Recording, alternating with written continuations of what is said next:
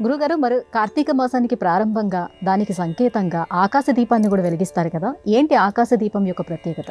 ఆకాశం ఏనాటిదో అనే ఒక పాట కూడా జ్ఞాపకం తెచ్చుకుంటే, ఆద్యంతములు లేని ఈ ప్రపంచమంతా ఆవరించి ఉన్న ఒకే ఒక శక్తి, అది ఆకాశం.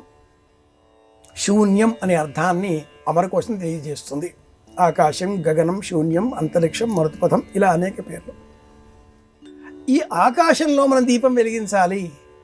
ఆకాశంలో దీపాన్ని ఎలా వెలిగిస్తామండి? నక్షత్రాలు ఉన్నాయిగా, అవి కూడా మన వంటి భూఖండముల వంటివో సూర్యుడి వంటి నక్షత్రాలో ఏ దేవతలు వెలిగించారో. కానీ మనం కార్తీక మాసంలో మన ఇంటిలో తులసి కోట ఎదరగా ఒక స్తంభం పాతి, ఆ స్తంభం పైన ఒక చెక్క ముక్క ఇలాగా బిగించి పట్టుకునే విధంగా ఏర్పాటు చేసుకొని ఆ చెక్క ముక్క పైన దీపాన్ని వెలిగించాలి. ఇది ఆకాశ దీపం, తులసి వద్ద వెలిగించే దీపం. మేడ పైన దక్షిణం దిక్కుగా లేదా ఒక దోసకాయలో దీపం వెలిగించి వేలాడేటట్లుగా ఆకాశ దీపంగా వెలిగిస్తూ ఉంటారు.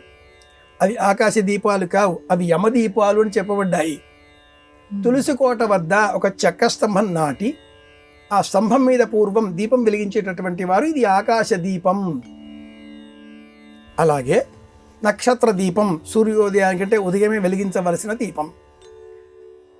తులా సంస్థే దినకరే అనే ఒక ప్రమాణాన్ని అనుసరించి సూర్యుడు తులారాశిలో సంచారం చేయడం ప్రారంభించినది మొదలుగా సూర్యునకు రవి గ్రహానికి, నవగ్రహాలలో రవి గ్రహానికి తులారాశిలో సంచారం కాస్త తక్కువ స్థాయి, నీచ అంటుంది జ్యోతిష శాస్త్రం.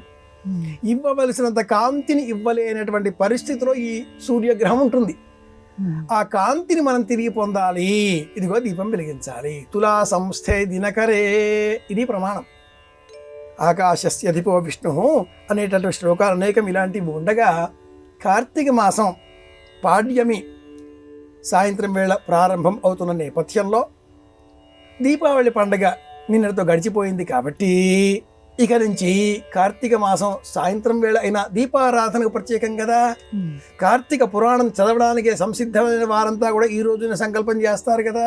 కనుక 30 అధ్యాయాల ఈ పురాణం ప్రతిరోజు సాయంత్రం వేళ వెలిగించవలసిన ఆకాశ దీపం ఈ రోజే ప్రారంభం చేస్తూ ఉంటారు. ఆకాశ దీపం అంటే మనలో శం అంటే సుఖం, ఆనందం, అనంతం. సుఖానికి అవధులు ఉండవు, ఆనందానికి అవధులు ఉండవు, ఆకాశానికి అవధులు అంటే బౌండరీస్ ఉండవు. అంతటి విశాల విస్తృతమైన ఆనందాన్ని మనం పొందగలుగుతున్నాం అంటే దీపం చూస్తే కలుగుతుంది. దీపము కలిగిన ఇంటను దాపున శ్రీలక్ష్మి చేరి ధనముల ఇచ్చును కాపాడుచుండు మనుజుల పాపంబుల పారద్రోలి పాలించు సుమి. ప్రాచీనులు చెప్పిన ఒక మంచి శ్లోకం, పద్యం. ఏదైనా కూడా ఇలా చూసిన పద్యం. లోకంలో కొన్ని పదాలు అలా వాడుకలో మారుతూ వస్తూ ఉంటాయి.